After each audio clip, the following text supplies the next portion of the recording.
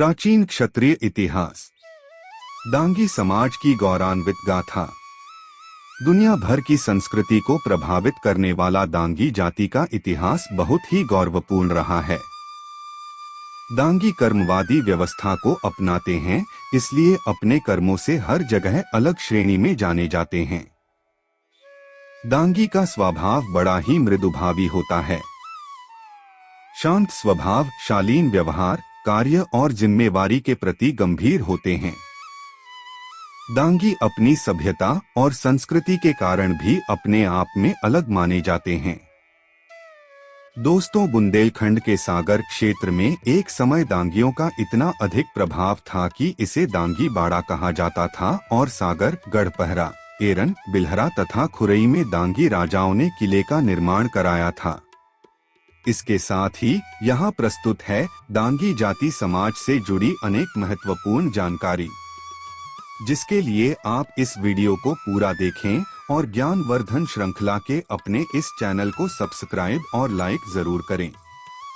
दांगी राजाओं द्वारा कई दुर्ग, किलों का निर्माण किया गया, जिनमें से अभी भी कुछ किले हैं, जैसे गढ़पहरा का किला, सागर, खुरई का किला, गढ़पहरा का शीश महल, नरवर का किला, शिवपुरी आदि। यह सभी मध्य प्रदेश में है, जबकि बरायठा का किला उत्तर प्रदेश, झांसी के पास है। यह किले दांगी राजाओं के स्वर्णिम इतिहास के उदाहरण हैं, जो आज भी विद्यमान हैं। दोस्तों, ब्रह्मांड और मत्स्य पुराण में दंडक जनपद का वर्णन मिलता है, तथापि दंडक जाति बुंदेलखंड के आसपास ही मिलती है। दंडक जनपद में रहने के कारण उस जाति का नाम दंडक, दांग, दांगी और फिर दांगी पड़ गया। यह दांगी नामक क्षत्रिय जाति आज भी सागर और झांसी जिले में फैली है। स्वर्गीय राय बहादुर हीरा लाल ने सन 1922 में प्रकाशित अपने एक ग्रंथ में लिखा है कि सागर जिले में दांगियों की संख्या 17,000 है। संभवतः यह संख्या सन 1901 की जनगणना के आधार पर है। ग्रंथ में लिखा है कि वस्तुतः दांगी जाति की संख्या इससे अधिक और किसी जिले में नहीं है। एक समय सागर में दांगियों का राज था, इसी कारण वह दांगी बाड़ा कहलाता था। सागर जिले के गजेटियर में उल्लेख है कि गढ़पहरा अथवा पुराने सागर के राजा दांगी वंश परंपरा के थे, जिनका कहना था कि उनकी वंश परंपरा मध्य भारत के कछुआहा राजपूत राजा डांग से प्रारंभ होती है।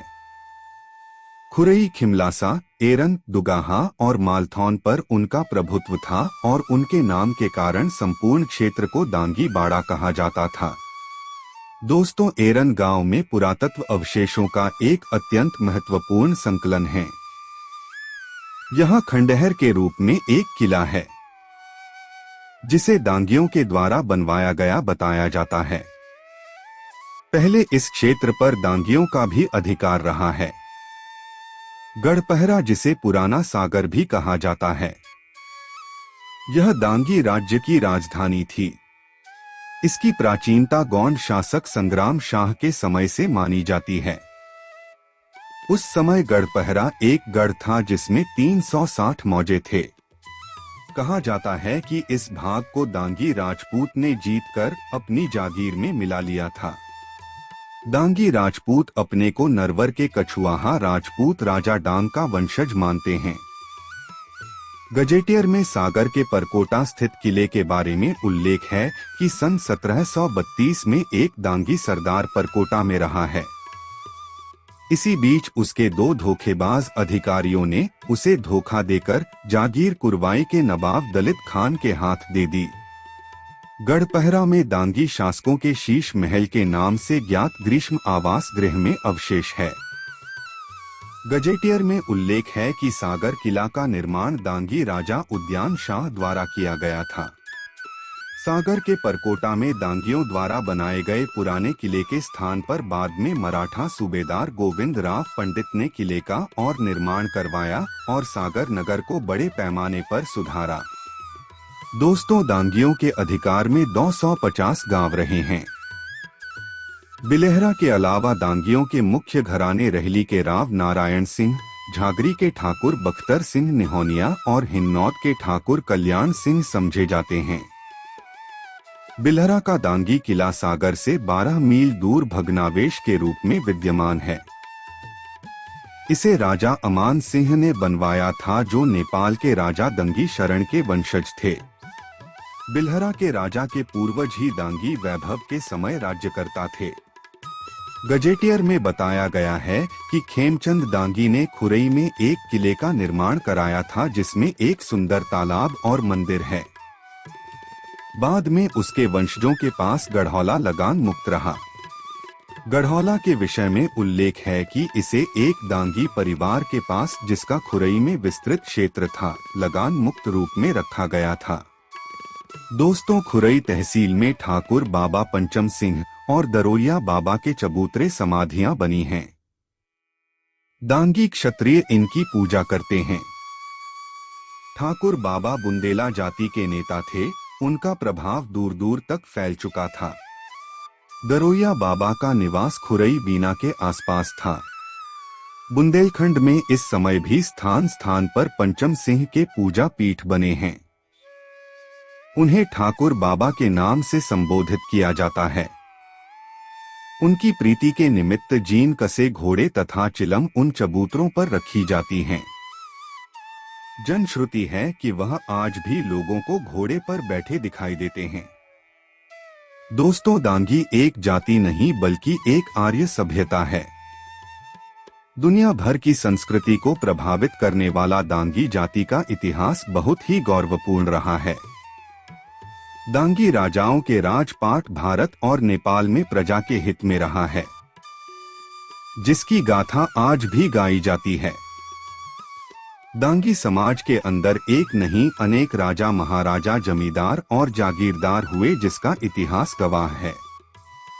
प्रमाणों के आधार पर दांगी जाति को पुराण कालीन दंडक जनपद का निवासी माना गया है। प्रारंभिक काल में दंडक दंगवाल दांगी प्रधान थे।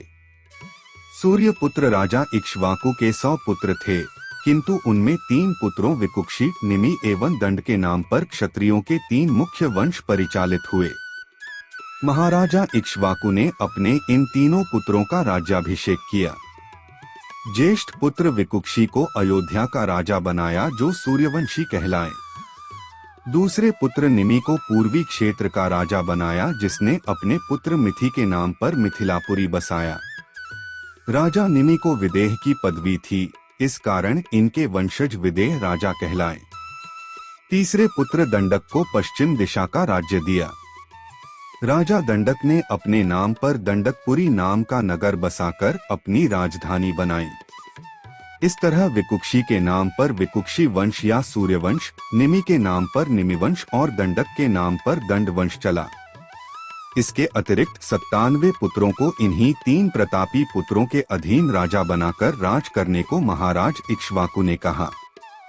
सूर्यवंश की शाखाएं सूर्यवंश, दंडकवंश, दांगी वंश, रघुवंश, लव वंश और कुश वंश, पुष्कल वंश, अंग वंश, निकुंभ वंश, वल्ला वंश और शाक्य वंश है। इसका सीमा क्षेत्र बहुत विस्तृत रहा है। मध्य एशिया दांगिस्तान में दंगयाना, पश्चिम भारत में काबुल, कंधार और पेशावर, पंजाब का काठा प्रदेश, हिमाचल का नाहन प्रदेश, गुजरात का डांग, कुमाऊं, गढ़वाल, उज्जैन, सागर का दांगीवाड़ा, विदिशा, मालवा, राजस्थान के झालवाड़, बघेलखंड, बुंदेलखंड, विंध्याचल, बिहार के मगध, गया, नवादा, जहानाबाद, औरंगाबाद, वैशाली, पटना, जमुई, झारखंड के पलामू, गढ़वा, चतरा, हजारीबाग, बोकारो, धनबाद, जमशेदपुर, रांची, बंगाल, उत्तर प्रदेश, महाराष्ट्र, कर्नाटक तथा तील प्रांत, मेवाड़ तक विस्तार के क्षेत्र रहे हैं। कई इतिहासकारों ने दांगी जाति पर अपने पुस्तक और लेख में जगह दी है। कई शोधार्थियों ने दांगी पर पीएचडी भी किया है। विश्व के पटल पर दांगी सभ्यता, मालवा सभ्यता एवं अन्य कई पहलुओं पर शोध जारी है। दोस्तों, हमारी इस श्रृंखला में आपको ऐसी जानकारियां मिलेगी जो आपने पहले शायद ही सुनी हो। अतः आपसे अनुरोध है कि अपने इस चैनल को सब्सक्राइब, लाइक और शेयर जरूर करें। धन्यवाद।